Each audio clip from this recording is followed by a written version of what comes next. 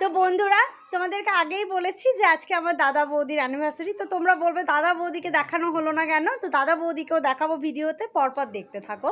তো আমরা এখন সব বোনরা, অনেকগুলোই বোন আমরা, তো সব বোনরা তো এখানে উপস্থিত নই।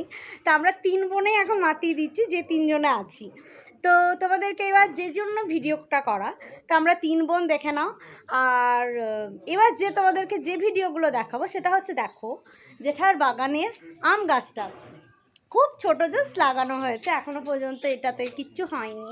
এদিকে আরও অনেক গাছ রয়েছে, যেমন পেয়ারা গাছ রয়েছে। তারপরে তোমরা দেখো এখানে এত সুন্দর জবা ফুলগুলো জাস্ট হয়েছে না, মানে মানে দেখলেই অতি সুন্দর লাগছে, মানে কালারটা এত সুন্দর। আর চলো দেখা, এই যে এইগুলো হচ্ছে নয়নতারা, তোমরা সবাই জানো যদিও। তো এইটা জেঠুমা প্রতিদিন এতগুলো করে নয়নতারা ফোটে, জেঠুমা এগুলো তোলে পুজো করে।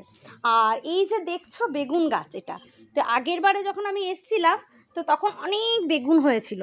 তো জেঠা আমাকে বেগুনগুলো তুলে দিয়েছিল, আর মা গোল গোল করে, আমি বেগুন ভাজা খেতে খুব ভালোবাসি, তো মা ওইগুলো গোল গোল করে কেটে বেগুন ভাজা করে দিয়েছিল। মানে বেগুন ভাজা রুটি আমার মানে অতি পছন্দের একটা খাবার। তো চলো বন্ধুরা, এরপর কি কি হচ্ছে জেঠুর বাড়িতে তো তোমরা দেখতে থাকবে। তা ততক্ষণের জন্য টাটা।